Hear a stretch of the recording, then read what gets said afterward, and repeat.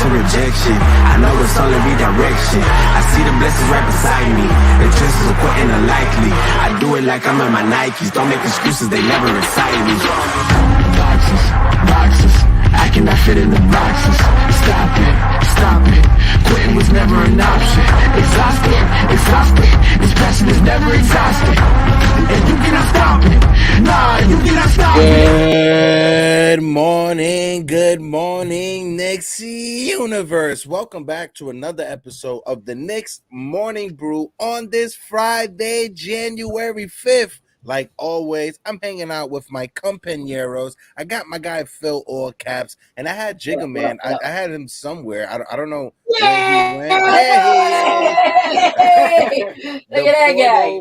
Brothers are in the same building. Celso Porto, Phil Porto. We'll be meeting up later on today. How are you fellas doing on this Friday? And all you Knicks fans out there, wake up and get your coffee. What up, bro? I made it to Florida. I get to hang out with you later today. I'm here with Philly. Woke up this morning with my nephews already kicking my ass first thing in the AM. That's what nephews do. That's what nephews do, bro. Phil, how you feeling? I see you drinking your water. That's good. Everybody out there, make sure you stay hydrated and make sure you say some kind words to yourself every morning. How you feeling, Phil? Man, I'm feeling good, man. You know, my oldest son, Jonah, his birthday is tomorrow, so Celso flew in, my mom flew in, Krista's mom flew in, so it's cool to have everybody, and it just so happened that my hermano, you're also in Florida, so we get to link later on today, create some content, watch the game together, and I woke up this morning, and shortly after I woke up, the fittest 65-year-old, he corrected me, almost 65-year-old, the fittest almost 65-year-old in the world called me this morning because he's going to link up with us tonight to watch the game. So Double A will be in the building. A few others are going to meet up with us. So I'm looking forward to it, man. I'm really looking forward to it. Yeah, so I'll say it real quick. You in the Orlando, Tampa area, hit Phil up on social. We're trying to get a couple people together. We got Eddie meeting up with us, all of us to hang out tonight, watch the game, partake in some drinking of water.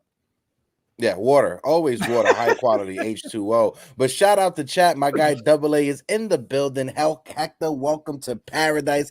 Absolutely. Because there's a snowstorm coming to New York City this weekend. I'm supposed to be flying back tomorrow. So I'm not looking forward to landing back into a snowstorm. But shout out my guy Blood of the Panther, the top moderator of all the moderator. Park Street, raise me, salute to you, my guy. Nick fans 518, salute to you. Teddy Cincinnati, how you doing, Teddy? My guy Nicky P is in the building. Nick P, how you doing? CP New York Sports Network, what it do? Our guy Jonathan is in the building, and my guy, the infamous one, Savage NYC, what it do? All you Nick fans, if you are watching us, please hit that subscribe button. We are sitting at 2,577 subscribers, 23 away from 2,600. So if you're watching us for the first time, help us get to 3,000 subs. We are literally right on the doorstep. So if you can, kindly hit the subscribe button. But fellas, we got to talk about the news. You got WOJ coming out right after we ended the show on Wednesday with Jerry. WOJ decided to drop some T-bits out there on the internet. We got to talk about the WOJ situation. We got to talk about the game that just happened. We got a game later on tonight. So we got some stuff to talk about. Phil, I'll throw it over to you since you was on Brandon London's show with SNY. Look at my guy Phil doing big things out there. But I'll throw it over to Phil, then Celso, and then let's intro our guests because we got to get our guests up here, man. I'm excited about this one, Phil. You know, this was one of those ones I was like, Phil,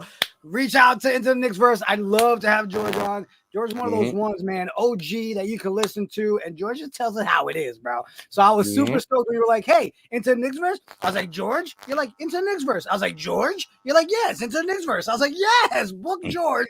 So here we are. Super excited to have George on, man. Phil, if you want to intro, let me set him up real quick. Yeah, you know, like, what's this? Oh, move your phone. I'm sorry, there's just a little feedback from someone's phone that's there.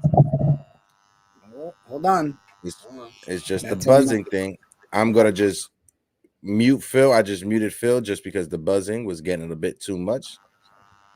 Still some buzzing. So I'll intro George momentarily. Before I intro George, let me shout out a few people that's in the chat. My guys, Ron and John from Still Knick Fans is in the building. How you doing? Q Swan is in the building. My guy Q, hope all is well. Happy New Year. Anthony Garcia, mi hermano from the Dominican Republic is in the building. Garcia, how you doing? Brian Gustin is in the building. Ayo, Gustin, how you doing? Also, if you're watching us on Instagram, if you're watching us on Facebook, if you're watching us on Twitter, click the link in the bio. Come on over to YouTube because our YouTube chat normally is jumping. Like I said, we got 47 people in the building. So, guys, let's smack that like button. I'm going to bring up George while the fellas figure out their technical difficulty. Theo George from Into the Knickverse. George, how are you doing? Good morning. Salute to you. Good morning. Thank you for having me on, guys. It's a little early out here on the West Coast. Of course, I understand that. But I got my morning brew, and I'm ready to talk Knicks with you guys. Thank you so much for having me on. The important question, George, is what kind of coffee is it? A Bustelo? Is it a Folgers? Is it a Dunkin'? What type of coffee do you drink in the morning? It's actually a Dunkin', and I'm not a Dunkin' guy. Just it's on the corner. Okay. Listen, whatever's next to you, right? What is your go-to? Because the running joke here is that Hector is straight up Bustelo.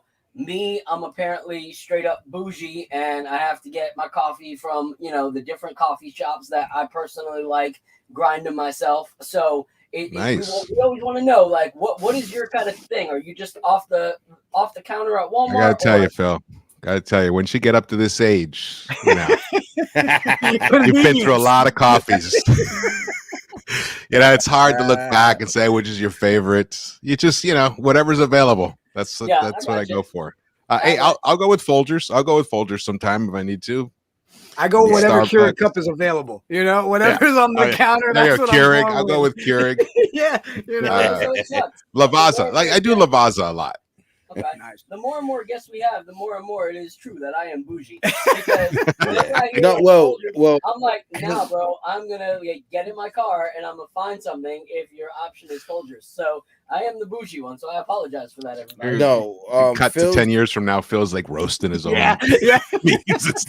Hey, I'll get some Phil roast.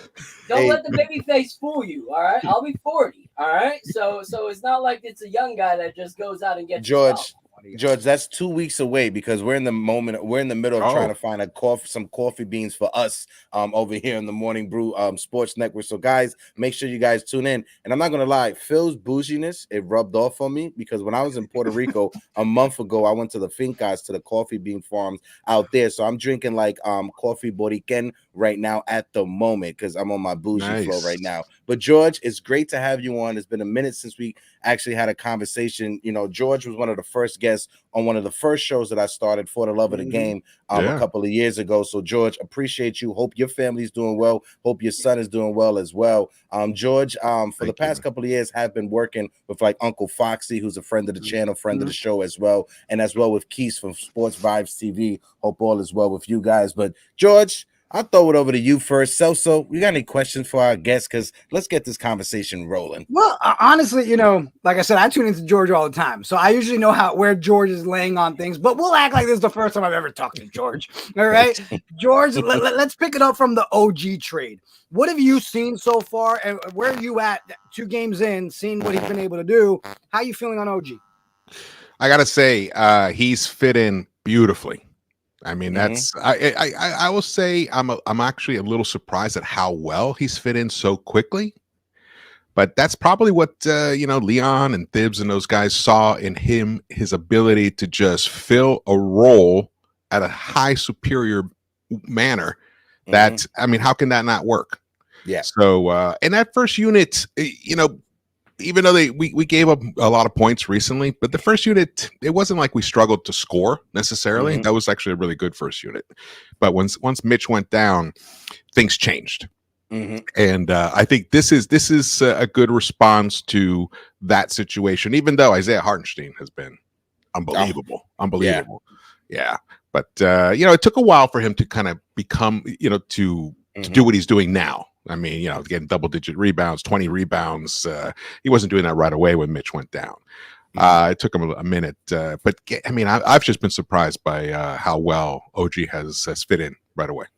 Yeah, no, and I'm right there with you, George. If you look at the 2 games since OG has joined the team and has been in the lineup, we're 2-0 with OG and Anunoby in the lineup. And on top of being 2-0, we got 2 games from Jalen Brunson back-to-back, 10+ assists in both of those games. And I know when it comes to Jalen Brunson, this is one thing that Knicks fans, ever since last year, George, they've been complaining about, wanting to see Jalen Brunson not only score, but get some more assists. It's nice that Jalen Brunson on any given night can give you 30 points or when he hops out of the bed, but seeing that he's able to also provide you 10 assists and become that playmaker that New York Knicks fans have been wanting, to me, I think is the biggest part of this OG trade. Not having RJ Barrett do the ISO ball next to Randle and Jalen Brunson, I think opens it up so guys could just catch and shoot or just drive to the lane on a pass and just go straight up instead of taking an extra 5-10 seconds on a dribble move. Yeah, and so we were talking about it yesterday when I was on with Brandon. So shout out to SNY, New York Sports, for having me on, and shout out to Brandon. But we were talking about, the trade, and what I was talking about was, what we have to realize is that this trade does a lot more than give us a defender. Like, it gives us someone who has that instinct automatically to move, to cut, to find ways to be effective when he doesn't have the ball in his hands, which is huge because, like, he even said, Jalen Brunson even said that at that game, he said, hey, I don't even really know what I'm doing, so I'm just going to keep on cutting. And Jalen was like, awesome, do it, and then Randle was like, he fits seamlessly, like he just plays the game the right way. He knows what he's doing. And so it gives us that with the offense as well, but it also changes the demographic of how every player plays. You look at Julius Randle, people are not going to continue to double team him when they know that OG is available to cut and to shoot the 3. I don't think they had that same threat when it came to RJ. As much as we like RJ, they weren't so concerned about RJ getting the ball and producing from different areas on the court as they are with, OG next to Julius Randle. It helps him on the defensive end, frees up Julius Randle from that pressure of being the big guy down low, especially with Mitch out.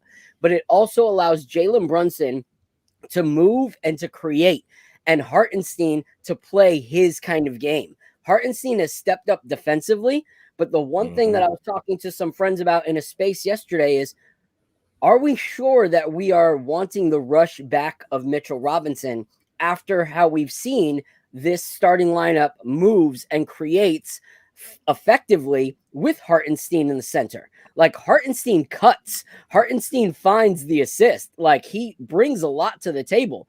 His defense wasn't what Mitch's was, but now we're seeing that step up too. So the OG trade, to me, kind of worked in a perfect scenario for us where every player is playing now to their strengths. And it came at the perfect time where he played Drummond and Gobert, that are 2 big guys, before we have to play Embiid.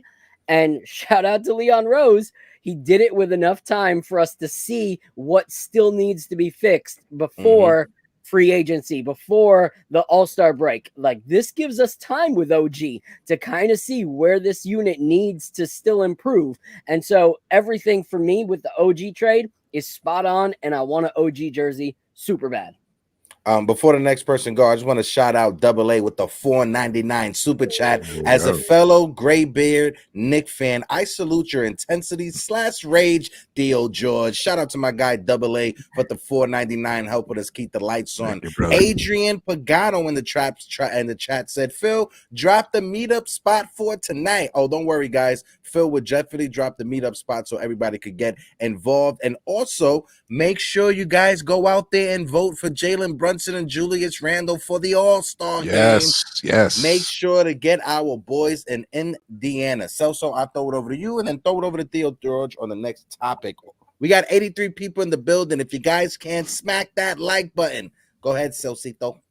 Well, actually, to piggyback off of what Phil was saying, the fact is, OG, yes, we see how that starting unit lines up, but it does give us time to see where else we need to fix things, right? And that second unit we can see we need to figure that out. Who is really going to run that? Because there was different lineups we saw the other night that we all were like, yeah, that doesn't work. Like, no, Julius leading that group doesn't work. Jalen Brunson, yes, but then you're wearing him out too, right? So now we can sit there and say, okay, that's where we are going to feel a little bit of that loss from IQ, right? That's where you miss that person that's really going to step up in that second unit. But it goes back, George, for me, since the beginning of the season, I was constantly harping on the stop with the we need a star narrative. Find me pieces that are going to make this team, this unit really work. OG does that. Would you agree, George, that now we need to kind of look at, hey, what are we going to do with that second unit? Would you go more with like, we need a facilitator there? What's your next piece in your mind, George, that we need? Well, I think we absolutely need another just pure ball handler. And think about whose hands the ball was in most of the time for the past 3 seasons. It was whoever the starting point guard was, thanks to Thibs, it was various painful people, and then Julius Randle, and then it was RJ, and then it was IQ. So we just lost 2 of our 4 primary ball handlers. Dante's not necessarily a primary ball handler, though he has some skills. He can develop that. I think we saw some synergy between him and OG, which was nice. He's got some playmaking skills. But I mean, that's what we need someone to actually, because McBride, I know they're going to give him a chance, and I'd like to see more from him. I've actually been a little disappointed in what we've seen since the trade from him. I was a little surprised. Maybe he got thrown off. They're humans. It's at the end of the day, he might be. There's a great opportunity for me, but it's also 2 of his guys are leaving the team. The pressure's on him. He signs the contract. He just seemed a little timid. Like he couldn't really get past people off the dribble. So that alarmed me a bit because of the way this team is structured. It needs another ball handler because, and we've seen this also, and we've even have the words directly from Julius's mouth: burnout. Gassed. He's used the word gassed. This is going to happen by the end of this year. If we don't get another, maybe even 2, or just give Dante more responsibilities, give Josh Hart more responsibilities, at least bringing the ball up the court. That alone, you guys would be surprised how taxing that could be over a 40-minute stretch. And I know Popper put out a really good article yesterday where he interviewed, you guys saw it, where they're fine. They're fine with it. Yeah, they're fine with it because they're gamers. And we're not even halfway through the season. So, of course, they're fine with it. But come, late March, April, when we're going to be fighting for positions because there's a lot of decent teams in the East, a lot of the weaknesses are going to start getting exposed. And we've seen them already in that second unit. And part of it is just someone who can just literally hold on to the ball. It's just that, and to give Brunson a break, a significant break. And not to mention even the loss of scoring punch that we've got, lost from the bench. I'm not sure. I haven't looked at the exact numbers or anything, but I mean, the scoring, I know that we got 18 points one game, and maybe I think 18 points again the next game. IQ alone was giving us 15 points a game. So that's the biggest hole that we need. And in terms of the star trade, I mean, we can slice that up and talk about that separately or whatever. But your question was, what do we need immediately? And I think that's, to me, is what we need the most.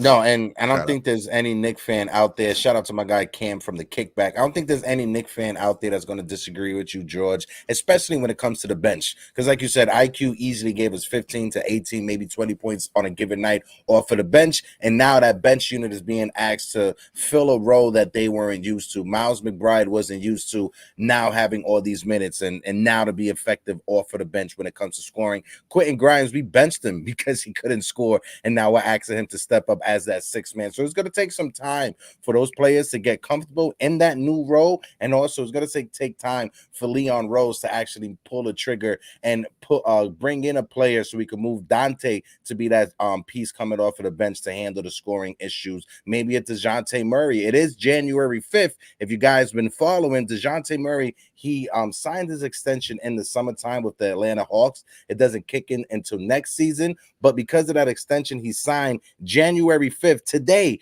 is the day that now he's available to be traded because of that contract extension. And then on top of it, when you look at the Atlanta Hawks, they're in a very tricky situation. Shout out to Woj because he reported it the other day. They're in a situation right now that they're $20 million away from the luxury tax threshold, that first threshold when it comes to penalties.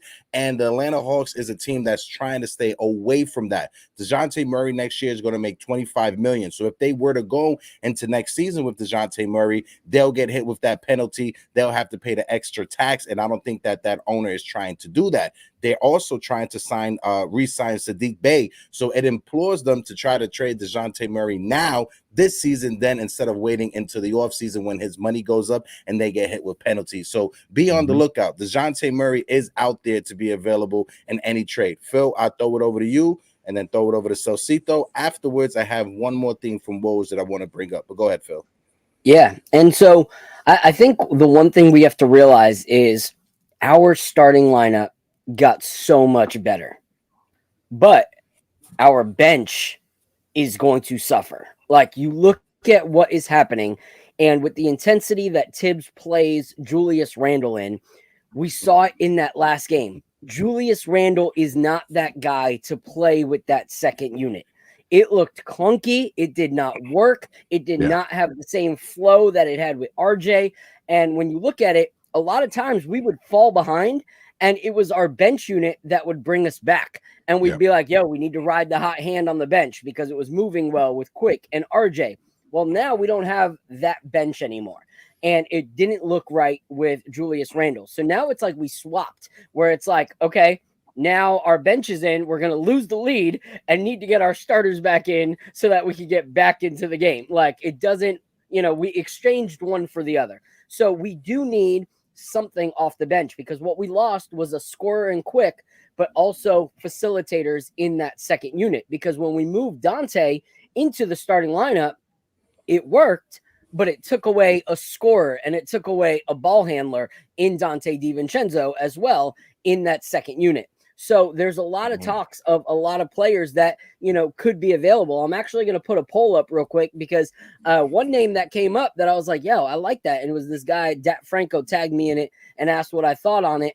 But it was Tyus Jones. Looks like the Wizards are looking to pretty much revamp everything. He is a great bench piece, can really facilitate really, really well. So other names that have been out there are the Terry Roziers, the Jordan Clarksons, the Malcolm Brogdons. So I want to hear from the chat, like, out of those four, like, who you rocking with? Like, me personally, I'd be totally down with a Terry Rozier. A scary Terry would be incredible. He's about to be 30, so he's not going to be looking for, that starting position point guard role, because it hasn't really worked out. Seeing him would be incredible in a Knicks jersey with that grit and fight that he has. Sixth man of the year type player if he came off the bench. But to everybody in the chat, we have over 125 people right now watching with us live, 110 on YouTube. Thank you guys so much. Hit that like button, hit that subscribe button. If you're watching through Twitter or through Instagram, head on over to our YouTube, hit that subscribe, hit that like button, get involved with that poll that we just put up, because we would love to see what you guys think. But another point someone brought up that we talked about yesterday was, if we can sign iHeart, if he continues this way, what do you guys think of a Mitchell Robinson off the bench, since his contract is small and he brings elite defense? He would destroy the bench, of other teams if he was our center.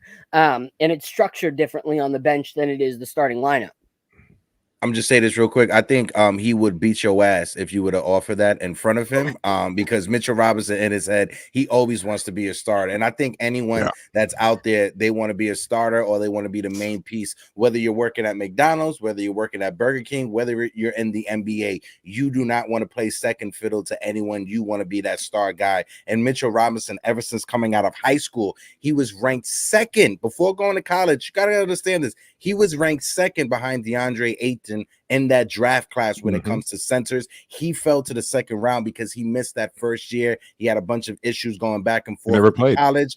They never played him. He transferred. He sat out. He was working with his agent. He just sat out the entire season, so that's why he fell to us in the draft. I just wanted to say that real quick when it came to Mitchell Robinson. And when it comes to trades, Tyus Jones, if you guys didn't know, when it comes to assists to turnover ratio, Tyus Jones has the greatest percentile in NBA history.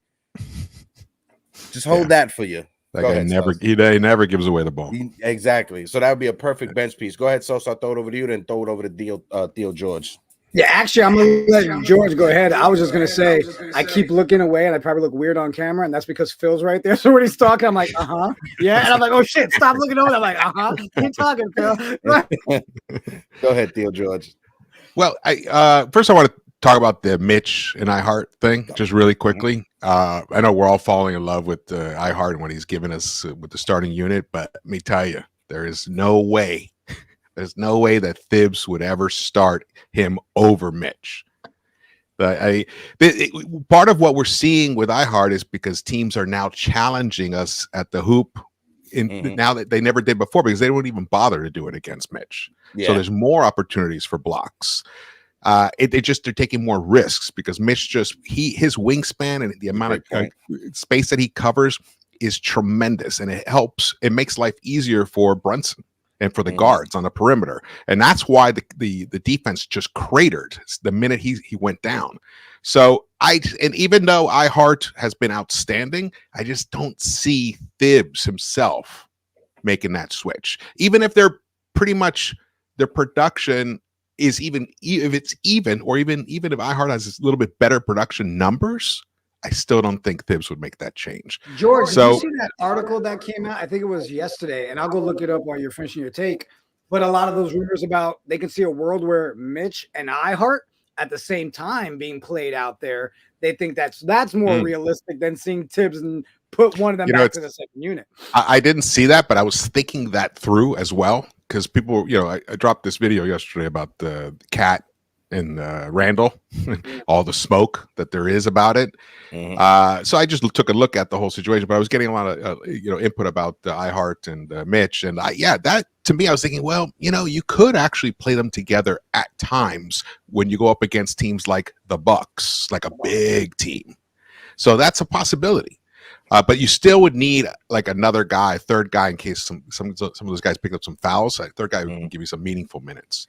But that's a possibility. I could see that. I mean, iHeart, we haven't even tapped into his 3-point shooting ability at all. Yeah. I know he's not that. He's like maybe a 33% guy, but that's still nice to have somebody out there on the perimeter who can, every third time if he throws it up, it might go in, and suddenly you got to play him a little tighter, and it gives us a different look.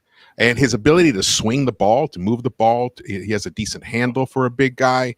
I love his versatility that way. I think we need to tap in much more into that. And that's some of the things that I think Thibs is going to try to unlock now, having him in that first unit.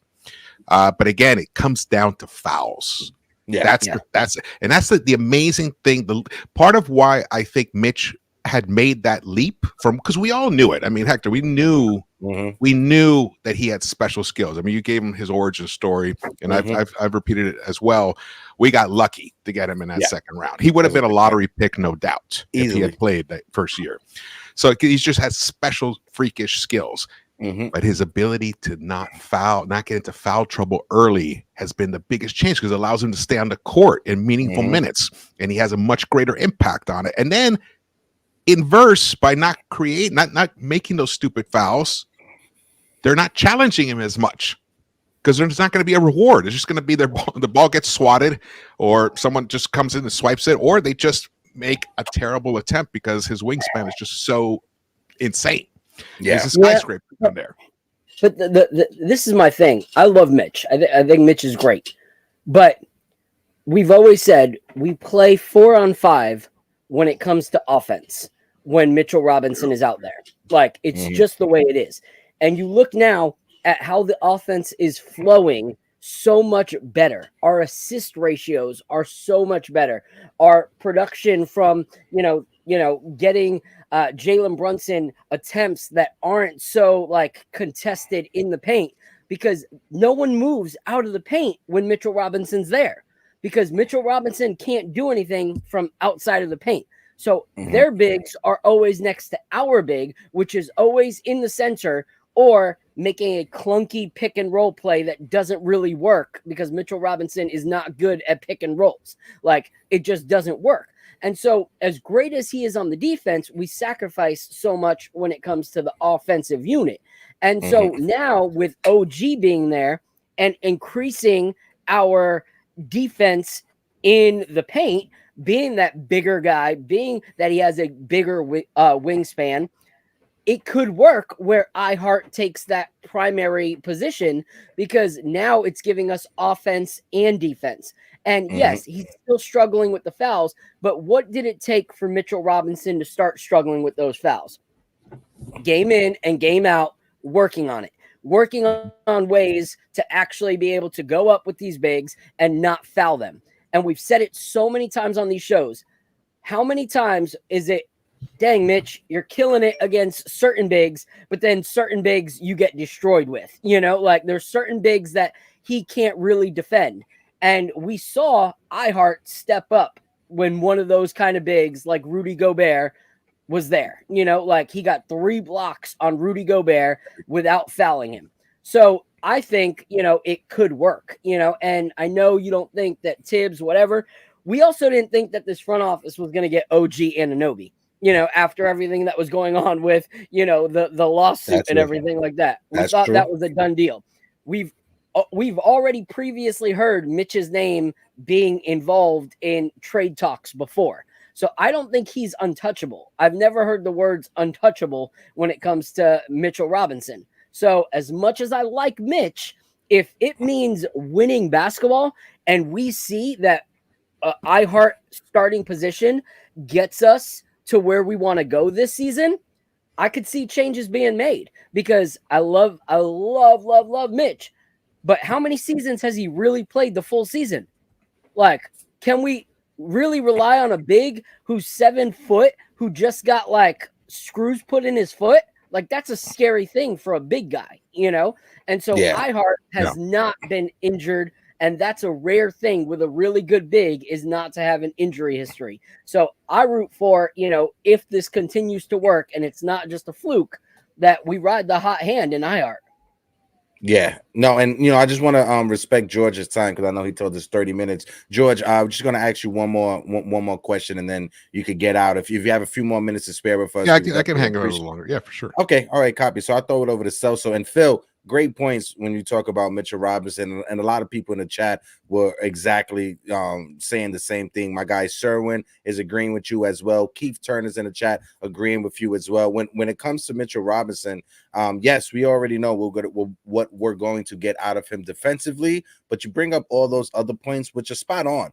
Offensively, like you said, it feels like we're going 4-5 when Mitchell Robinson is out there. I wish we involved Mitchell Robinson more on the offense with a pick and roll. I wish he worked on his pick and roll game. That way he could just get an alley-oop every other time going down to the lane, but that's no here, no there. So I throw it over to you and then swing it back to Theo George. Yeah, I mean, I said it when Mitch went down. My right? guy Chris Dada with the $4.99. Hey, Chris. What's up, Chris? Hey, shout out to the chat, everybody. Thanks. I saw Gideon over there and G Money. Shout out to G Money, Keith Turner. Chris Dada said, fellas got George on the show. You're now Knicks certified for real. Love it. Absolutely. Theo George always certifies and puts the stamps on the Knicks podcast. Go ahead, Celso. Yeah, and again, I said it when the injury happened, and it's not me throwing shade at Mitch, right? We saw an amazing start to the season from him, right? Amazing. We were all happy. Looks like he's handling that weight right. He's grabbing the boards. But I said it when he went down. The questions that we've had around Mitch are being forced to be answered now. Is iHeart going to step up? Can he prove that he can be that guy for us and hold it down for a bit? Yes, he's showing that he can. Right? The OG trade, it now makes it to where someone like Mitch does become expendable, does become a piece. And it's not because Mitch isn't a great player. It's just everybody in the chat, if you're going to sit there and say, the ball movement is so great, we need to keep this up. Well, then at the same note, then you're saying, well, then Mitch maybe isn't the best guy to have in there because that does change your ball movement. So you can't have both and expect that someone's right, someone's wrong. I really think, yes, Mitch, if it's going to return something, that's why you move off of Mitch. If it's going to make us better overall, great. But I said it before, George, I would love to see a world where if Mitch is here for a bit, we do see a Mitch and Hart thing. I want to see how that could work. I really think we would be surprised with it, but it would still leave us with questions. What are we doing with that second unit? Who's running the ball? Like, it doesn't solve all the other bigger headaches we have. So the blessing in disguise is we're showing, hey, we can win without Mitch there. We can see it's a what good the ball problem. moves. You're saying we have a good problem. That's a good problem to have between those two. And you kind of want you'd want that like in a lot of key positions. Like we had quickly challenging Brunson, you know, not literally, but you know, just he's putting up, you know, amazing numbers and production from that second unit, averaging 40% from the 3-point line. So that alone, you want your understudies to be like pushing the main role players even further, you know. So it is great to have. It's a great problem to have. But we have other issues. That's a problem for the offseason. Because even if Mitch does make it back in time for the playoffs, I think Thibs, you know, I mean, he'll just, you know, I don't know how you guys curse or whatever on the morning show, but yeah, he'll love it. He'd love it, you know. You're good. You're good. Yeah, You're good. yeah. A few curse words a day keeps the doctor away, as they always say. I just want to shout out my guy Theo Al Centrone is in the building. Shout out to my guy Al Centrone. He says huge game tonight. Mitch/iHeart combo is a beautiful thing. Hopefully iHeart doesn't price himself out. Combo is perfect. Al, I 100% agree with you. And guys, make sure you set teams are your going to come alarm after clock. him though. Teams are going to come after him. That's the other thing. iHeart is definitely going to get his bag. But guys, make sure you set your alarm clock this Sunday morning, 4 a.m. Al Centrone will be back on WFAN. Make sure you tune in. Make sure you call in. Also, shout out to Al. He had a great conversation with one of my guys from the subway to Shea. My guy Anthony, they was on last night. Had a great conversation. Even though they're Met fans, I still love them a little bit. All right. Shout out real quick to my guy King Dej. If you guys don't know, Dej runs the best Twitter spaces. Him and our boy Eddie Presti do a lot together. So shout out to my guy King Dej for showing up and showing love. And so, George, before we let you depart from us, we don't want you to go. I can hang until noon or something. Okay, perfect. All right. So let's talk about the next topic. Peer pressure. George came through. He saw that we was cool, and he said, "All right, I'm rocking out." George is a pro. Okay, he did you got 30 minutes. You know, he was screening us for these first 30. He's like, you know what? I'll hang out with these idiots. All right, we made it, guys. We did it. I just got to say, I love the chemistry you guys have. Thank you, man. Appreciate it. I can see why the show is growing. You know, you guys got over the hump. Congratulations, by the way. It's hard. You know, Hector knows. He's tried it before. It's hard to get your show from interesting to where it's really a viable source for people and information and entertainment. You know, it's entertainment when we do it as well. Information, infotainment. So you guys are pulling it off. I love it too, George, when there's not just 3 people in the chat and I make up one of them on my phone and Hector's the other one. Yeah, right. And then you're answering your own questions. You remember those days, George? I remember. We all had those days. I remember. Also, I just want to take a quick pause, real quick. We got 160 people, 182 watching us collectively, 160 on YouTube. So if you guys can, just smack that like button and hit the subscribe button. And if you aren't subscribed to George Into the Knickverse, what are you doing with your life? Your mother must have dropped you on your head as a child. Subscribe to my guy Theo George from Into the Knickverse. Go ahead, Celcito. Actually, I want to jump into this topic right away. What the heck is going on with the All-Star voting?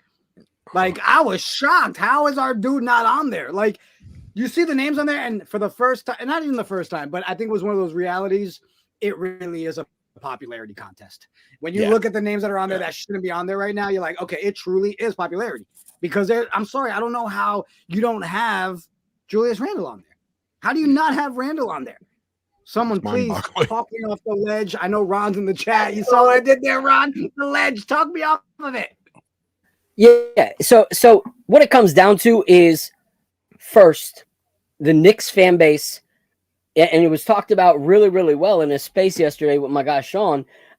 They were talking about how when it comes to the Knicks fan base, we have a lot of casuals based off the fact that it's New York.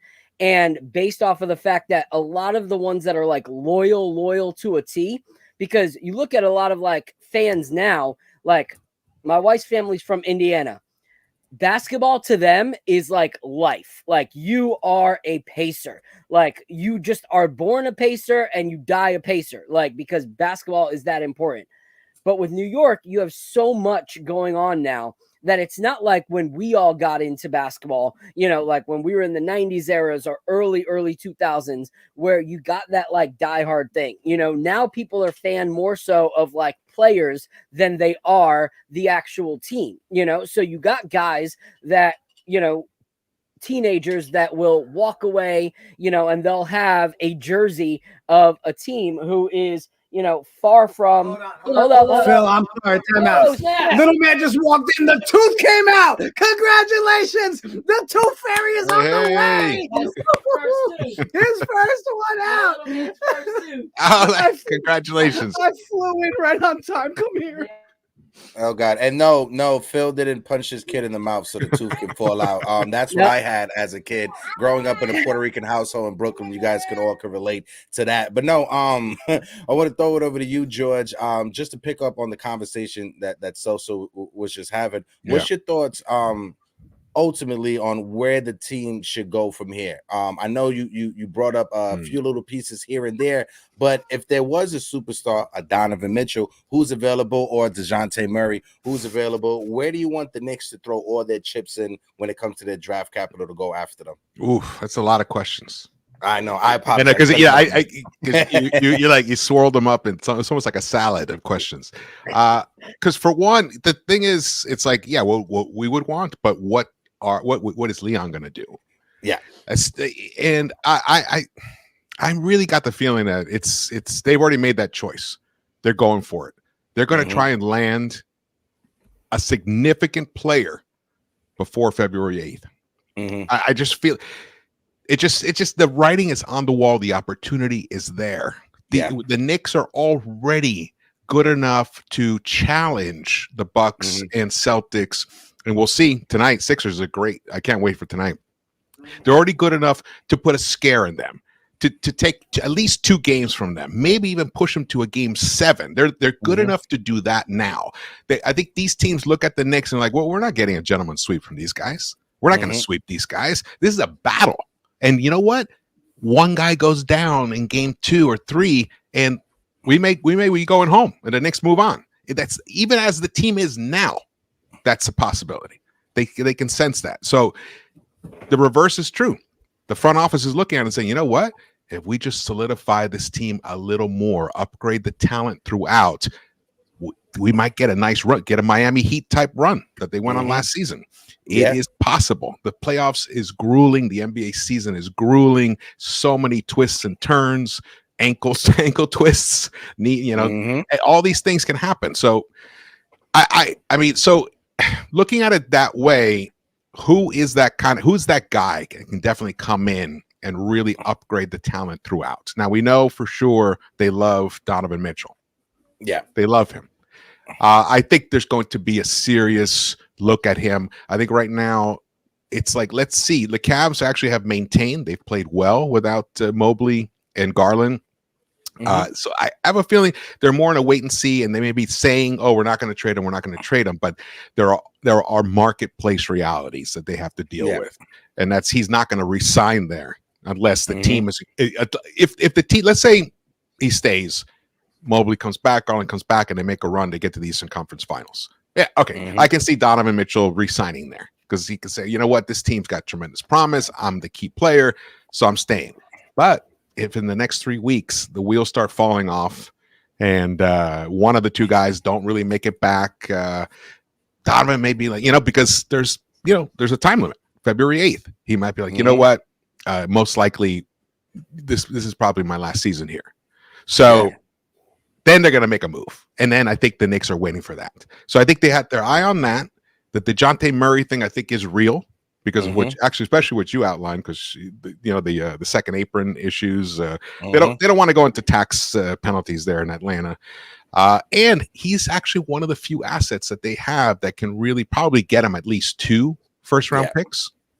I mean, who else is going to get him 2? Capella, Yeah. now. And then when you look at other teams that are rumored to be involved on Dejounte Murray, the only other team really is the Lakers, and they don't have that many assets. Who are they going to trade? Rudy Hachimura, who they don't even want right now. Who they going to send back Cam Reddish to the Atlanta Hawks in order to get Dejounte Murray. So that's not going to happen. But what you brought up about the postseason, I just want to echo off of that real quick and just piggyback. I throw it over to Phil to get his take.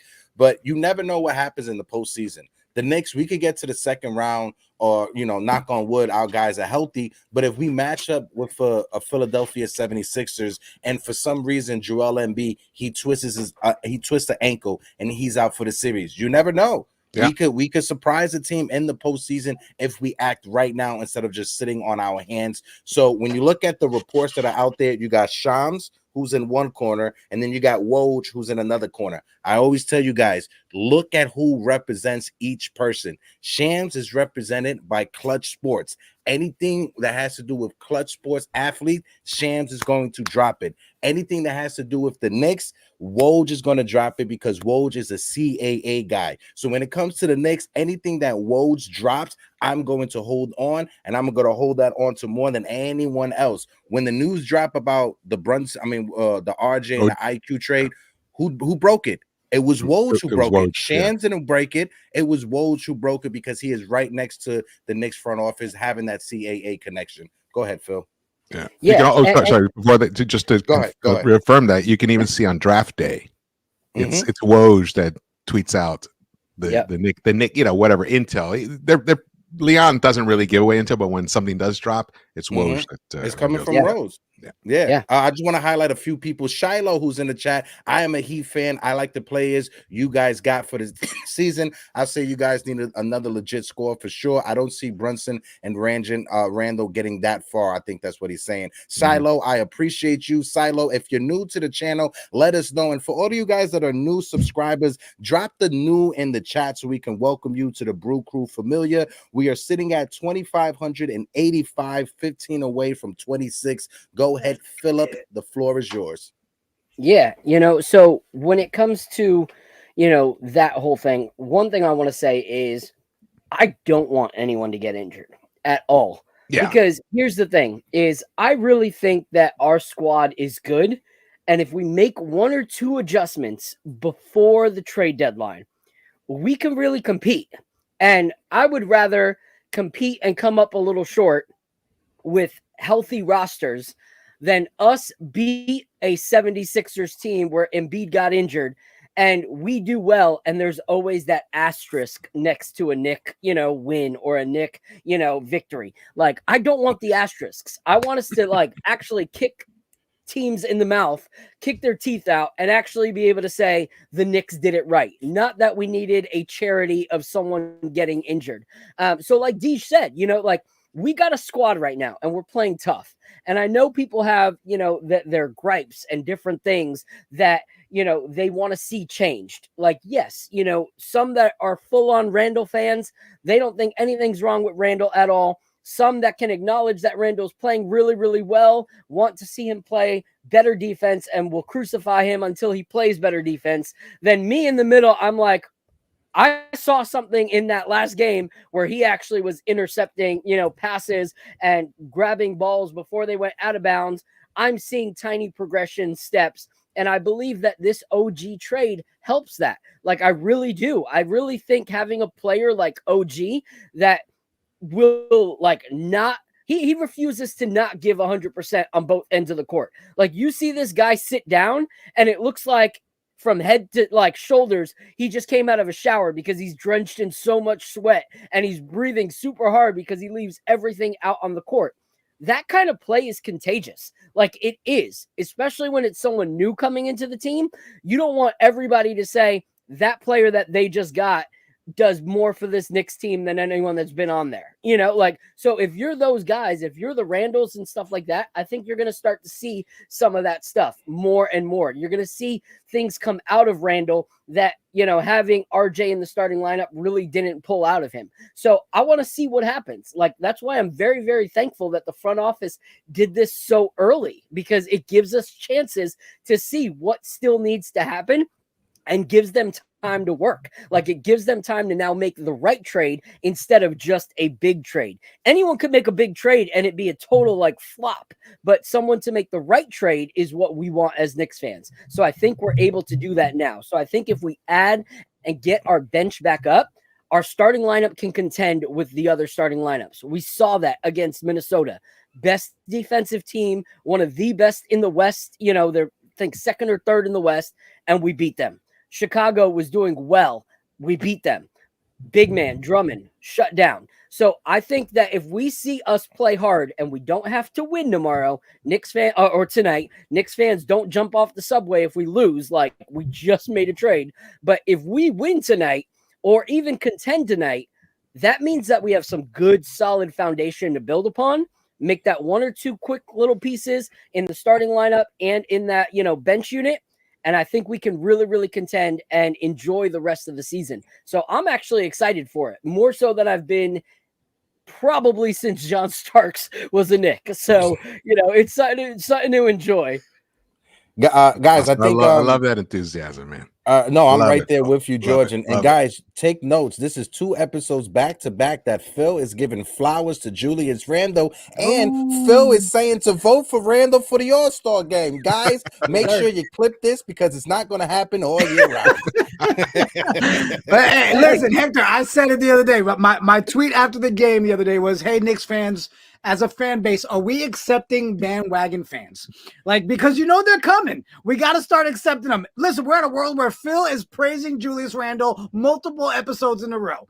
Okay, Crazy. We've got people sitting here that are literally talking about we've got ball movement. It's a new world, Knicks fans. Okay, I expect the bandwagon to fill up. But George, I wanted to touch on the Donovan Mitchell thing because am I crazy in thinking, George, that the OG trade, they showed, hey, this is a guy that we've had our eye on for 2 seasons, a little longer than that.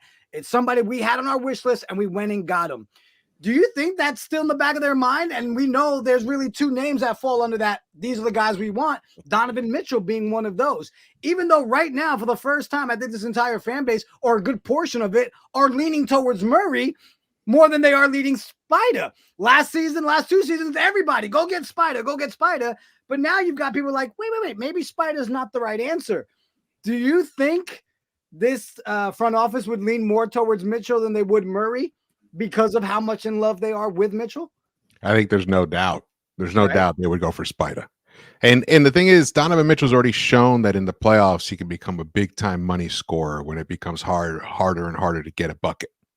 He's already shown it. And imagine him, even though they're going to be small, it would be a small backcourt next to Brunson, but man, that would be a nightmare for other teams to have to deal with. It would disrupt how they defend the Knicks or how they defend in general. So I mean, when you have 2 guys who could give you 40 in the backcourt, and think about how much pressure that would take off Randle as well. You know, we're talking about floor spacing. Now we'd really start seeing floor spacing because bingo. You know, Spider shoots from 4 feet behind the arc. You know, and he'll get snap off 3, 4, 5 in a row from back there.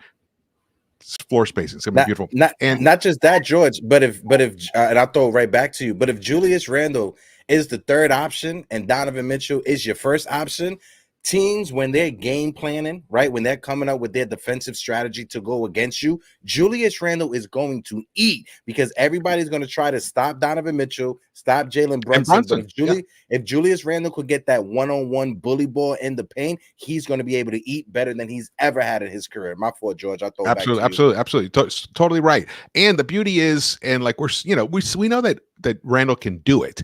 You know, spray that ball out from the block if he's getting double teamed, triple teamed. He can do it. He just waits a little too long. But now having Donovan out there on the perimeter along with the Jalen Brunson and an OG and Anunoby, all guys who can shoot 40+% from the 3-point line, he doesn't have to struggle as hard. So there's going to be less turnovers. He just kicks it out. Boom, when those shots start falling, they're going to double team him less. So it's going to have this beautiful inverse reaction where life becomes much easier on Julius, less of a burden on him, less decision making. I think that's the vision that Leon and the crew have. And then you have iHeart and hopefully Mitch will be back. who give you that defensive presence, and OG, an all NBA type guy. That is a very difficult starting unit to deal with. It still doesn't address it still doesn't address the second unit though. That's the thing. So I think it's a two-pronged deal that needs to happen. Phil, my fault. Just 1 second. I do apologize. I want to shout out Blood of the Panther with the $5 super chat. Subscribe and hit that like button and notification we got bell. 212 people in the building, guys. If you can, somehow the support is free, right? There's a little button right there at the bottom. You just hit likey. Just hit the little thumbs uppy. And if you can't hit it, that means you haven't hit the subby. Hit the subby. Hit the likey. Go ahead. Yes. Phil. We are on 2,593 subs, 7 away from 26. So if you guys can hit that subscribe button for your boys. Filippo, the floor is yours. So here's my thoughts. I love Donovan Mitchell. Don't get me wrong. Donovan Mitchell is a great player. And yes, there was a time that I really, really would have loved Donovan Mitchell. But here's why I'm more so on the Dejounte Murray train than I am the Donovan Mitchell train. Because a lot of the things that we're talking about, like, yes, they can both put up 40, but the shots have to come from somewhere with Donovan Mitchell and Jalen Brunson. Someone's going to have to start shooting less. There's no like game that we're going to see where Jalen Brunson, Donovan Mitchell, each are scoring 40, Randle's putting up 30. Like, it just doesn't work, in my opinion. Like, I think that's just a lot of shooting power and not a lot more that comes with it. So for me, the Dejounte Murray thing, he's still a great defensive player. He can facilitate. So that gives Jalen Brunson the opportunity to play certain plays off ball. We've seen how great Jalen Brunson can be off ball in a catch and shoot 3-pointer. And you see now that he is playing better in pick and roll situations with iHeart than he was with Mitch. So you bring in a Dejounte Murray who's able to move without the ball, who's able to like facilitate, who's also able to score, has that kind of confidence that if you need a bucket, he is a clutch bucket getter as well. So he's got a lot of the things that we love about Donovan Mitchell, maybe not to the same level of Donovan Mitchell, but he also brings that wingspan. He also brings a history of really good defense. And yes, may not be up to par this year as it's been in previous years before, but that Atlanta Hawks team is a straight up dumpster fire. Like, it just is. So a lot of players are not playing anymore to their potential because they're just like, I want to get the hell out of here. I think you bring a Dejounte Murray to a Tibbs-led defense, and Tibbs loves a guy who can play defense. I think that fuels the fire again with Dejounte Murray, and we possibly see that steals leader, kind of numbers again, that all defensive NBA, kind of player again, revive in Dejounte Murray. He can hit the three, he can drive, he can play defense, and that leaves what Donovan Mitchell's contract does not leave. It leaves room to increase what we get off the bench. Now we're not just looking for spare parts on the bench. We still have resources to build our bench to be elite and to get those kind of players that we're talking about, the Malcolm Brogdons or the Scary Terrys or the Tyus Jones, to be able to lead our second unit. So now you get kicked in the mouth by our starting lineup because we have some decent contracts that are friendly. And now you have a second unit that also puts the foot on the gas just as much as our starting lineup. And that, I think, is what will set us apart for the playoffs, is being able to play 4 quarters of back-to-back elite offense and defense starting lineup and reserves. All right, so real quick, guys, it's 12 on the dot. George has to get out of here. Before we let you go, George, final words. How are you feeling about tonight? And I'm going to say it. I love putting people on the spot. George, we bringing your ass back, man. We got to have you back on for another shot. Oh, yeah, that's a fact. All right. If not, I'm just going to I'll be back. I'll be back. First, all right. And I'd love to have you guys on as well. Whenever you want, just throw the bat signal and we'll be there, Theo George. All right, man. Appreciate that. Yeah. Well, guys, what do I think about tonight's game? Yes. Is that what you were asking? Oh man. Tonight's game is interesting. It could reveal a lot tonight. This could be the game where that lack of chemistry gets exposed. Remember, the Sixers are a much better team than the than the Knicks have been playing against lately. Except even the Minnesota Timberwolves, they were struggling. They've been struggling lately, and a lot of people don't believe in them as much. And I think they may have finally hit their ceiling and maybe going to start plummeting. Not plummeting, but just fading a little bit. They had a very easy schedule in the first part of the season. And the thing about the Sixers, they want this bad. So I have a feeling they're going to come. They're going to try to really take it to us.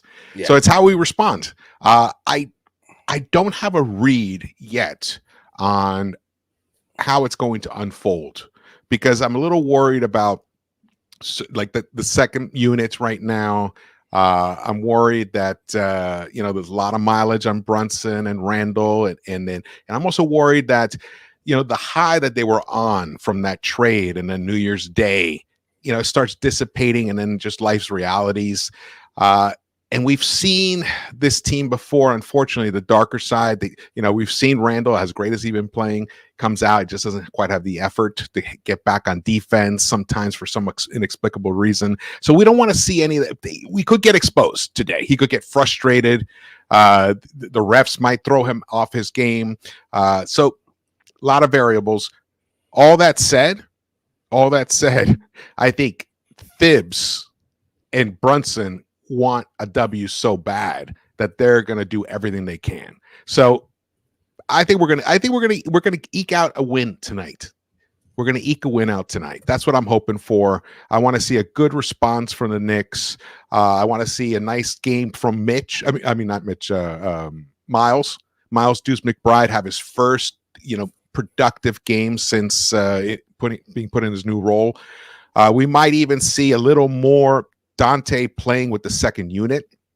So I feel like it might be Grimes that comes in first from off the bench instead of Miles, who came in first last time, so that we can have a fresher Dante to help with the ball handling in the second unit. These are the things I'd like to see Thibs adjust so that we're not so stagnant in that second unit, and maybe even see some OG with that second unit. Because like you said, I think it was Hector who said the Julius, or maybe it was Phil, Julius with the second unit just wasn't working.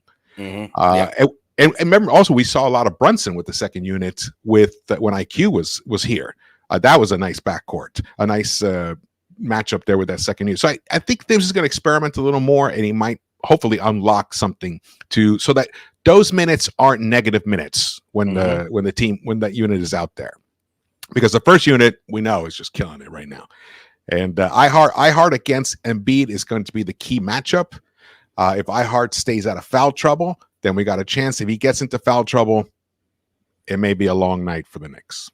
Oh my God, I just got so nervous right now because I'm not sure if you guys got your phone out. I just got an ESPN notification and it said Knicks and blockbuster trade, but it was just an article about like the OG trade. I was like, oh, don't tease me like that. I thought another trade was happening while we was live. Oh man, guys in the chat, I dropped the link there. Go drop a sub if you're not following George into the Knicks verse yet. Go support our guy.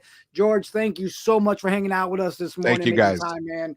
And definitely, we'll let you get out of here and let's go Knicks, guys. The link is awesome. Let's go Knicks. Let's get this W tonight. Let's go. All right, guys. George, appreciate you. Thank you for taking time. Thank you for having me on, guys. Definitely.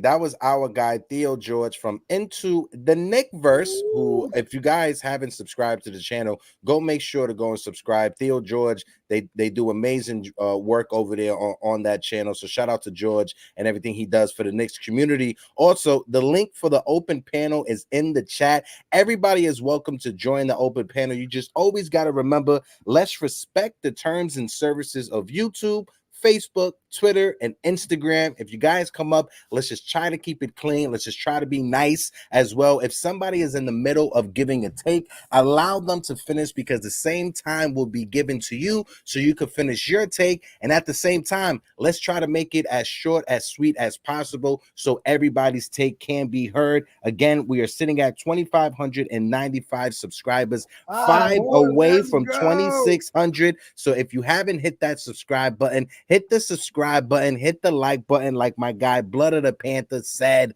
Who do you want to bring up first, my guy? So real quick, we didn't talk about the All-Star thing because we changed the thing, but if you're in here, let's vote, okay?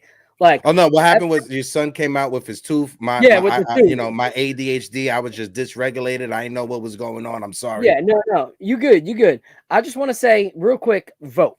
The fact that Kyle Kuzma, as much as I like Kyle Kuzma, the fact that he threw a ball off the backboard and tried to pull a Kobe and fell flat on his face into his team members, and he is still above Julius Randle in the votes. Crazy. It's crazy to me. Blasphemy. Like, that is something that, like, if it would have came out, years ago, that would have been on all those like hip hop world star videos, and everyone would have been trolling him. Shaq'd and a fool. Yeah, Shaq'd and a fool. So if he can have those votes, there is no reason that Julius Randle, having the best season of his career, should not have those votes. So Knick fan, stop being casuals. Get on the app. It's easy. It's simple.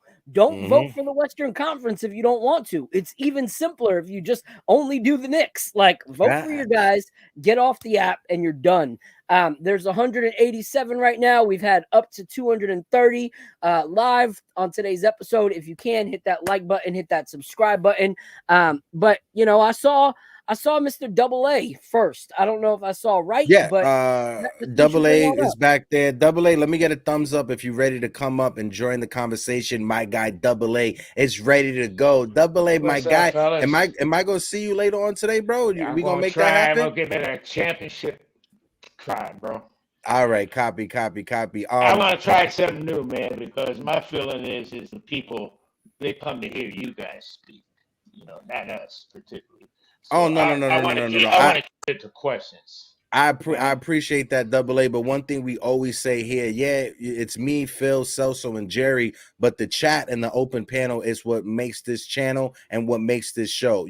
Just as our voices are important, the people that watch us every day, that's in the chat every day, the people that jump on the open panel are just as important as us. So I appreciate those words, but Double A, you're just as important to me, my guy. I love you, Papi. It's just that, Papi, these questions are already in my head. I hear my voice all the time. I hear my answers all the time.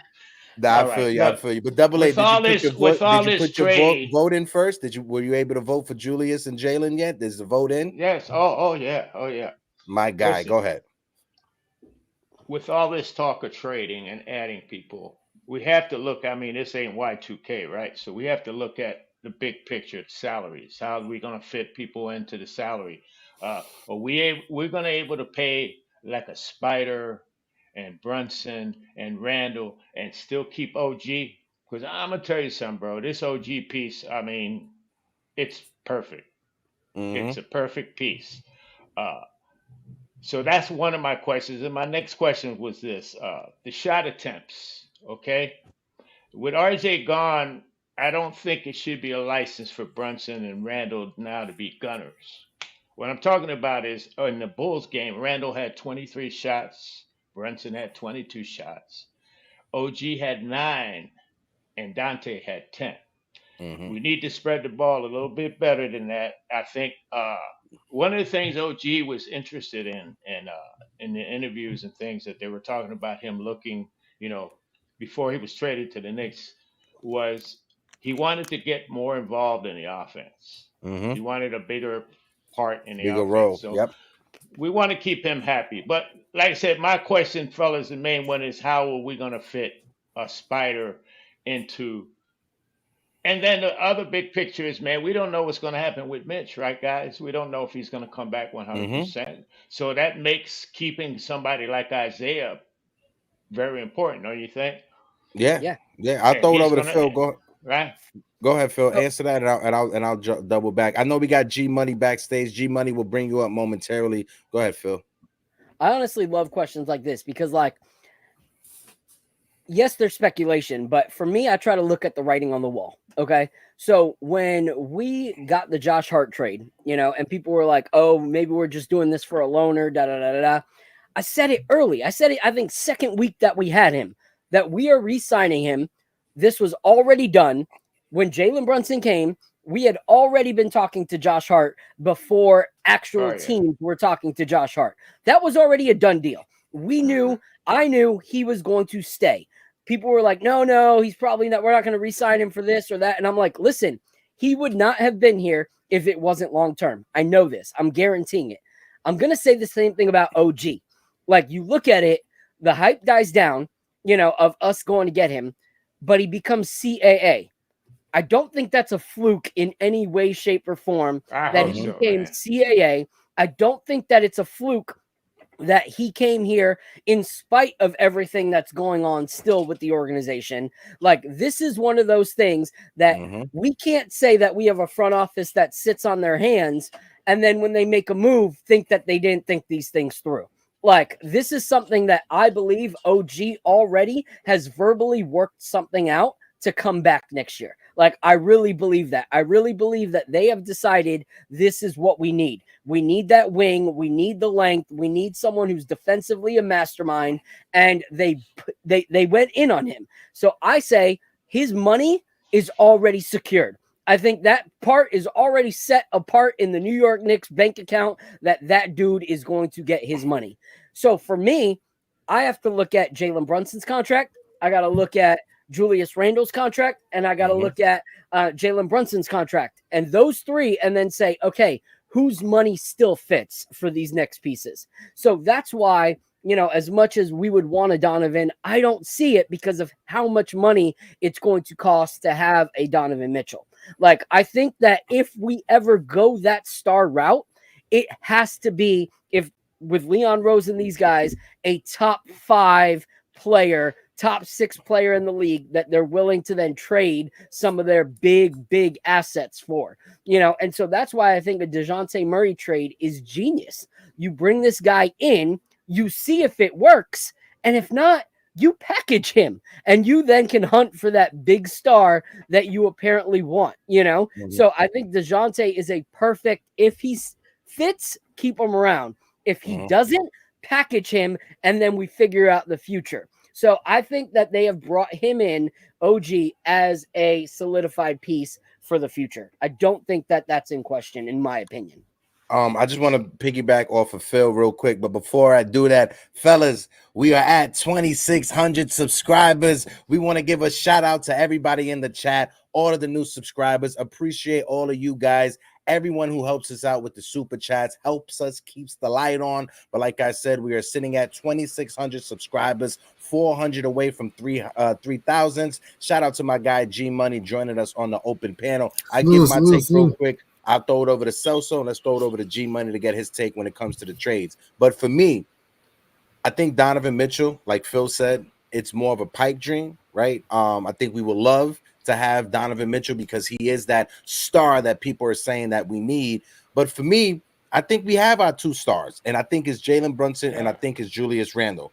I say realistically, Dejounte Murray may be the realistic option for us when it comes to trades, but the perfect plan B, if we can't get Dejounte Murray, is Malcolm Brogdon with the Portland Trail Blazers, right? So like I said, Dejounte may be who we may be targeting, maybe the realistic option, but the perfect plan B, if we can't get Dejounte Murray, or if they're asking too much for Dejounte Murray, is Malcolm Brogdon. Because we get Malcolm Brogdon, we can have him coming off of the bench, and we could keep Dante DiVincenzo in the starting lineup, who is a better 3-point shooter than Dejounte Murray. Yes, Murray is a phenomenal ball handler. He may be perfect next to Jalen Brunson, but him and Dante DiVincenzo, they almost do the same thing defensively, right? Dejounte Murray is not a great defender when it comes to the one-on-one, but he's great when it comes to getting into those passing lanes and denying the passes, right? Dante DiVincenzo is also the same thing. When it comes to Dante, he can get in those passing lanes. He can get you a steal to start a fast break. And ever since being inserted into the starting lineup, the man is shooting over 40% from the 3-point line. And I think that's 44%. Thank you, Double A. And I think that's perfect to have next to Jalen Brunson and to Julius Randle and OG Anunoby, somebody that you could just throw the ball out to if that double team comes. So like I said, Dejounte Murray may be where we're sitting at realistically, but Malcolm Brogdon is the perfect plan B. Celso, I'll throw it over to you to get your take. I'm not sure if you're there. But G Money, I'll throw it over to you until Celso comes back. What's your take? How you been? Happy New Year. Hope the family's doing well. Happy New Year, Jay. I'm doing. Thank you. Happy New Year to everyone. Happy New Year to you, Double A, Hector, Phil, Jigga, everyone. in the chat, in the panel. Happy New Year, everyone. So far, I like the OG move. OG, oh baby, I love that move. I mean, he can nail the corner three. He can fly like an American Eagle. He's a junkyard dog defensively. He's very high IQ. And even though he needs to work on the foul trouble, needs to fix that. Other than that, OG Anunoby is a nice piece to have. He fits in like a glove. Great. He's a Swiss Army knife defensively. Can put the ball on the floor, athletic, can shoot the corner three, and he's a guy that could create his own shot at times. I'm not saying he's a great shot creator. I'm saying at times he could here and there, and he's a good rebounder. So I love the OG Anunoby transition. Nice. Go ahead, Phil. You're muted, Phil. Real quick, I want to go on Tony real quick. So Tony had and he said, "Come on now, guys. You know what Julius does once the playoffs come around. One bad game, fans start booing him, and then he gets in his head and crumble." I understand that. I understand that. Definitely do. I want to reply to that as well after you've done. Yeah, I understand everybody's speculations. But I don't want to go into the playoffs that way with that kind of mindset. Because here's the thing. I think things are twofold.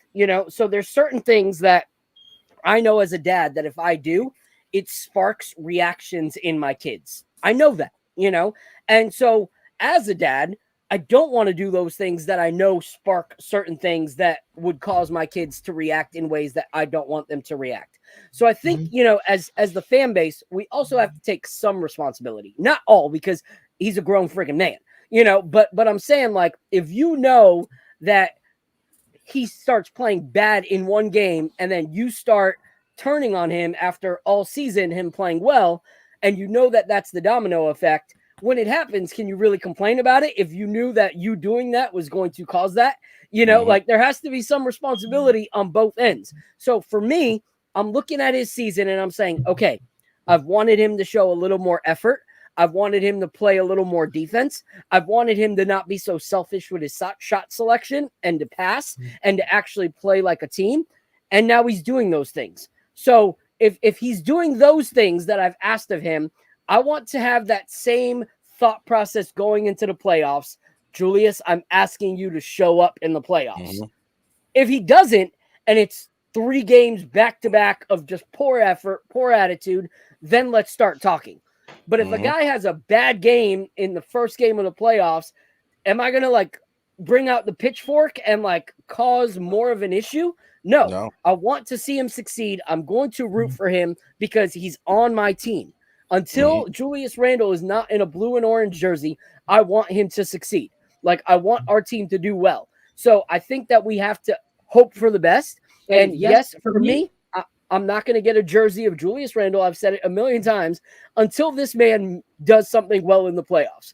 I'm not going to make him what some people are, where they're like, oh, he's top 10 Knick of all time. To me, not until he performs well in the series. I'll say this too, though, Heck, and I'll throw it to you, Heck. But I will say we can put this to sleep.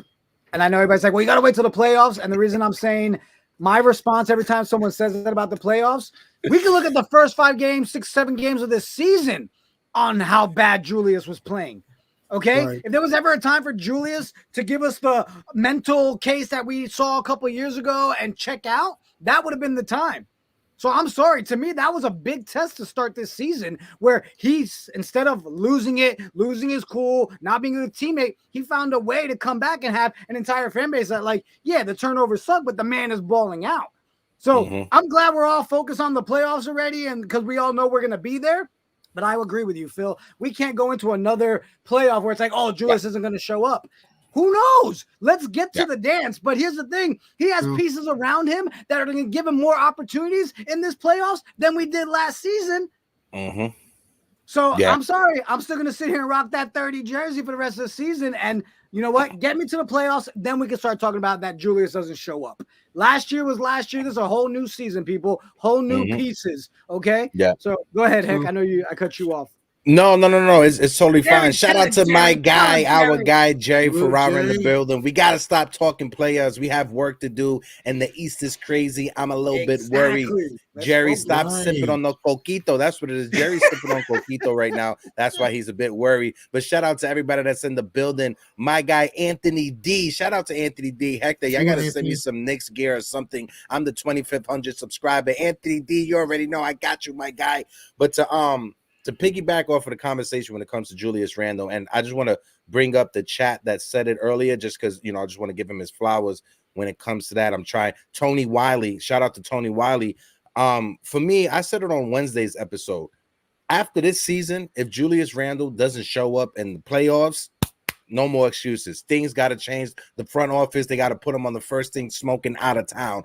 Year one, we understand Julius Randle was overworked. My guy in the chat, I can't find it, but they brought it up. Julius Randle was overworked that first year. He didn't have that much help either. That second time in the postseason last year against the Miami Heat, the man was injured, right? We didn't find out till after the postseason is done, and he immediately went into surgery. But after this year, no matter what happens, no matter if he's overworked, no matter if he's tired, no matter if he's injured, if Julius Randle doesn't have that postseason we have been waiting for him to have, then something's got to change with the with the front office. As of right now, I'm rocking hard with my guy Julius Randle, right? I'm rocking hard with Jalen Brunson and Julius Randle. Those are our number ones right there, number 1A and number 1B. So I'm rocking out with my guys. AA, what's your thoughts when it comes to that about Julius Randle as well? And folks in the chat, let me know as well. What's your thoughts? Anthony D, I appreciate y'all.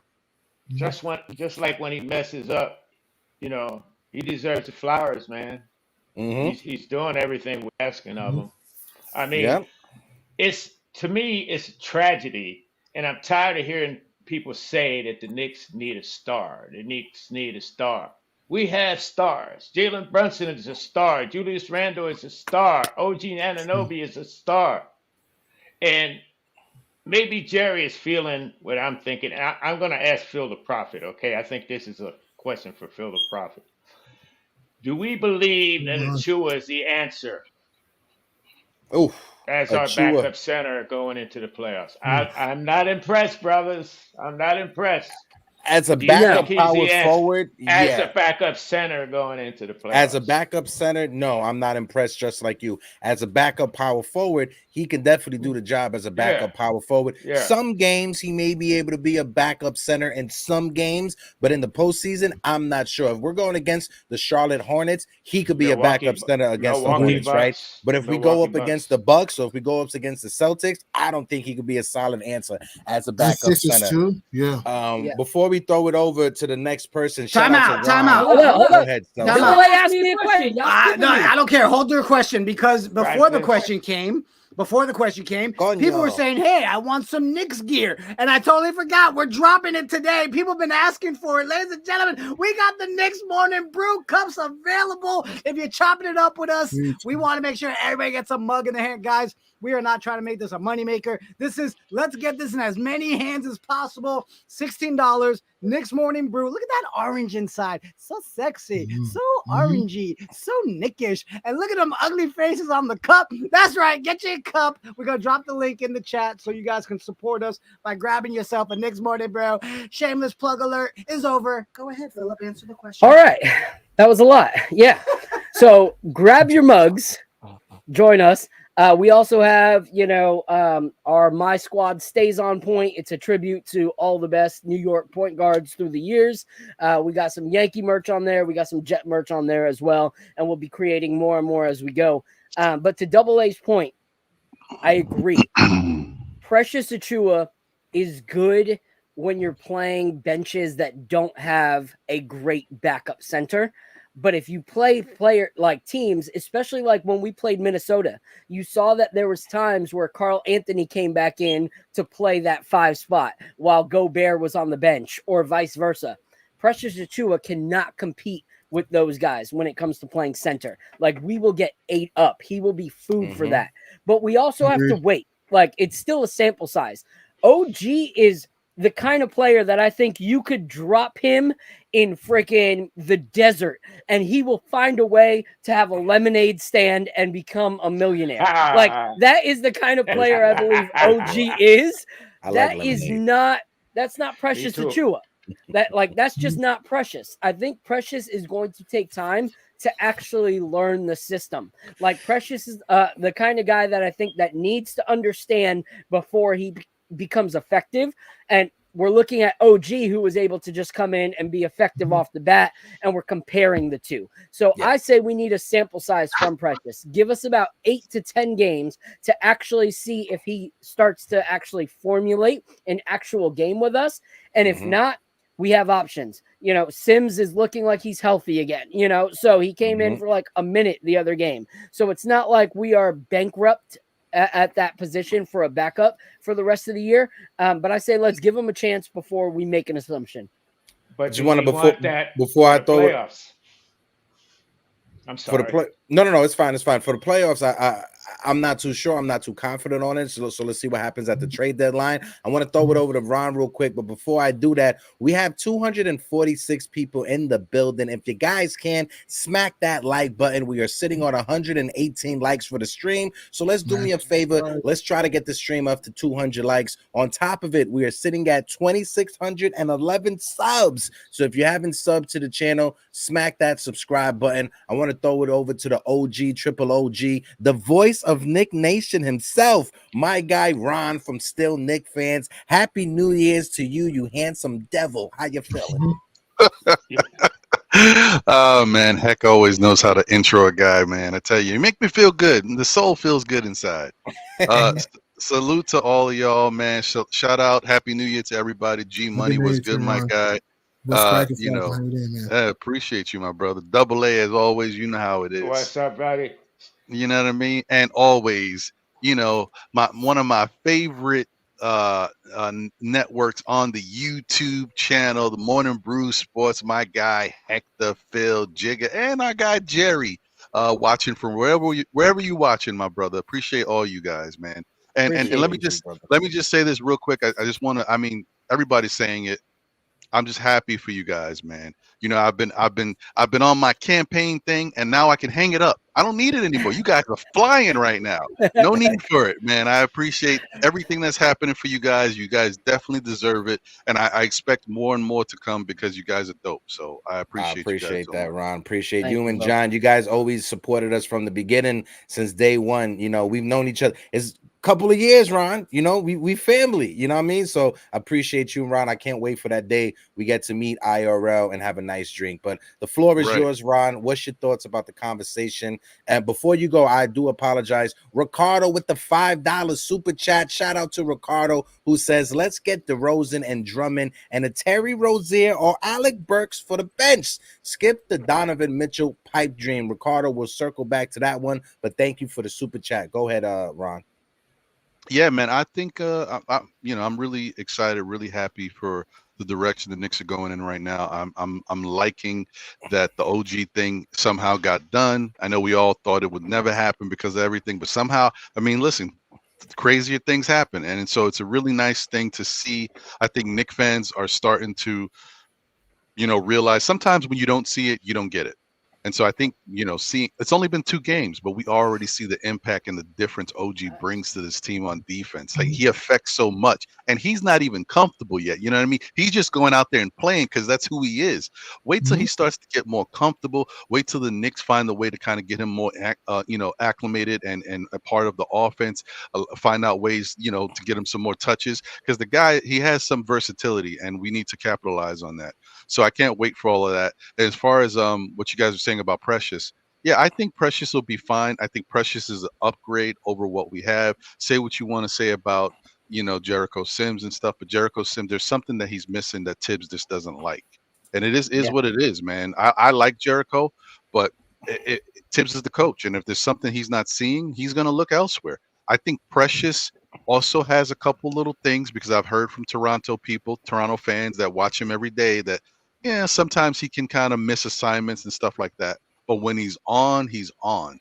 Is he a center? No. Should he be our backup center or playing center minutes in a small lineup, maybe, but really no. He's just going to get exposed. He's going to get destroyed in that spot. But as a backup power forward, I think he's exactly what we need. He's a guy you don't want to worry. You don't want to compare him to Obi and say, oh, he needs more minutes. He's a young pup, all that. You don't got to worry about that with Precious. Just throw him out there, let Julius get a little rest, and then bring Julius back. It's simple.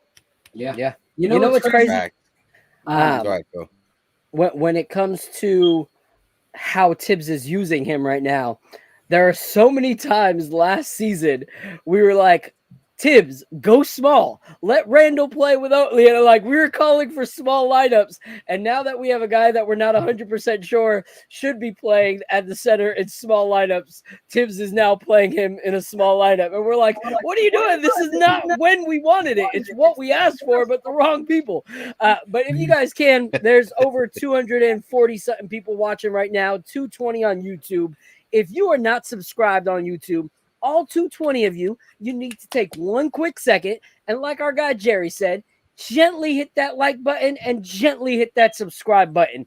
We love building the community here. We're thankful for everyone who has come up in the chat to say that this is their first episode over these last few weeks. We want to continue getting to know you all, continue getting to hear your takes. So please just hit that subscribe button, turn on notifications so that you know when we're going live on Monday, Wednesday, Fridays at 11 a.m. And there's some new things that we're going to be throwing to you guys sometime this month. So please hit that like button, hit those notifications, and keep rocking with us. We appreciate it. Like Anthony with the super chat said, spread love. It's the NYC way. Appreciate you for the super chat, my guy. Go ahead, Heck. No, I was just going to say before we get out of here, if you guys can, appreciate all the new subscribers.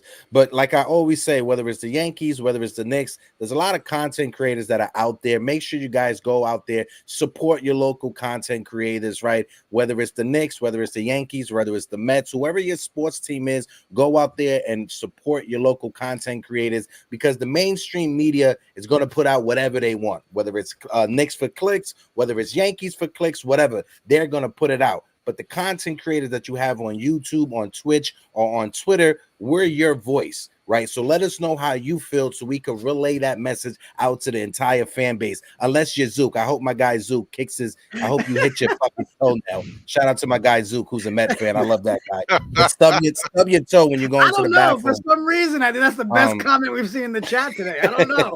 I may be biased.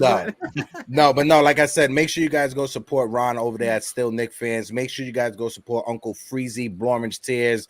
There's so many. Our guy Eru, Uncle Sims and the Podfather. There's a lot of different Nick content creators. Ebony out there. Nick of Time Show. There's a lot of shows out there. Make sure you guys go and support them. Queen Steph from Dope and Soul. 100%. Make sure you guys go out there. Before we wrap up, I want to just say shout out to Ron, G Money, Double A. Appreciate all three of you jumping up on the open panel. Again, for those of you in the chat, if you in the Orlando, Tampa area, we're working out the details, but we're going to try to get a little get together tonight. You want to come watch the game, hang out, holler at us, all three of us idiots right over here on the left. We are all together tonight. So we're going to hang out. Double A's coming through. Eddie's coming through. So just hit us up. Let us know. Ron, love you, my guy. G Money, appreciate you. Double A, I'll see you tonight, guys. Before we let them go, all right?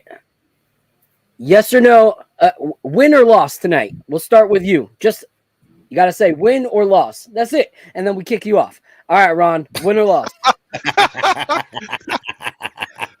Man, so wait, you mean to tell me all I got to do is say win or loss and then I get kicked off? Don't kick him off. I knew you was going to do that. I knew you was going to do that.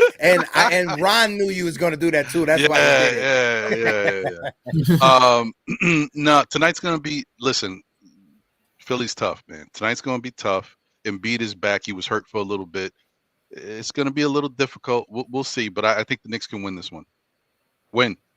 Okay, win for Ron. Ron, appreciate you, my guy. Make sure you guys go check out Ron tomorrow morning off the ledge, because us Knick fans like to be on the ledge. Tomorrow morning, Still Knick Fans, 11 a.m. Make sure you guys tune in. G Money, my guy Gideon, the floor is yours, brother. Dub or L for tonight? It's going to be a challenging game tonight. It will be a barn burner. I have a weird feeling we win tonight. I think we win tonight. It will be a close game. I think we win the game by 3 points. I think New York wins by 3. Copy. Appreciate G Money you, my guy. again. Enjoy it. Appreciate you, my guy. A nail biter from G Money. AA, the fittest 60-year-old ever. He probably did I push-ups before can't giving his contain pick. my happiness. I'm sorry, I can't contain my happiness. Phil the Prophet had predicted that I can buy that number 8 jersey, and it's safe. Yeah, all right. It's a W, fellas. We're bringing it tonight. That's what I'm saying. Heck That's yeah. what I'm saying. Appreciate you. I'll text you later. Appreciate you. A few Hopefully more we that be we in want to shout out that support us and we support them. The Organic Nick fan, Nick Fanatic, you know, Nick Fanatic.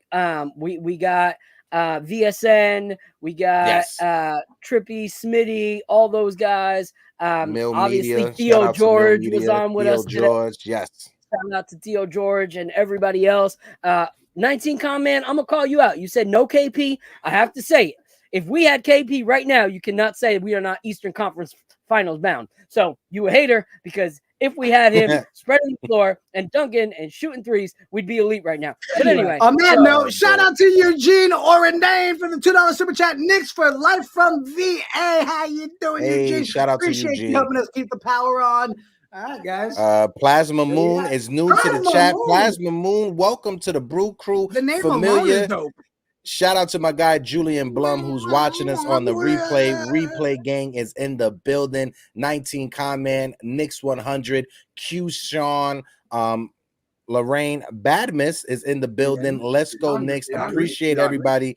David Cardoso is in the building. Appreciate you, David Cardoso. Who's this? Tarisha Dumb Music 876. Salute to you. Appreciate all of you guys. My guy Paris Duggar is in the building. Like I said, if you guys can smack that like button, smack the subscribe button as well. Fellas, I think we had a solid week this week. What do you guys think before we get out of here? Well, I mean, the Knicks are winning. We're winning with subscribers. I mean, it seems like a very good week. I get to hang out with you today. It's a good day, bro. I'm excited about tonight's game. I think shout out my guy Kent the Haitian in the building. Kent, how you doing? Sac passe naboule, my guy. And I will say, if you haven't yet, guys, support the channel. You can grab your mug. I dropped the link one more time. We also got our other merch on there. We got Knicks merch, Jets merch, Yanks merch. Lon Ray, copy. Lon Ray. All right. Copy. Last thing I'm saying is that the poll, Malcolm Brogdon won the poll. So that's who apparently you guys want. Let's see if that was to happen. Let's see if he still has it in him. Let's see if the Trailblazers would even want to move him. But thank you guys so much. The Organic Fanatics. We are actually in Tampa right now. So if you're close, anybody close, hit us up. Drop us a message on Twitter and we can link up if you're in the area. But once again, if anyone is in Orlando or Tampa and you want to link up for the game, please shoot us on Twitter or on Instagram at Morning Brew Sports, or me, Phil _all_caps, and I will get you the information. We're working it out right now with where we are going to watch it, but we're definitely going to watch it. Us three and our guy Eddie from the Morning Brew crew.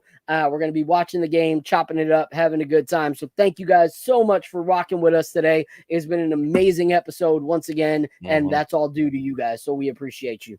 That's a big fact. Celso, you're muted. You're muted. Let me start again. And on that note, deuces! Deuces!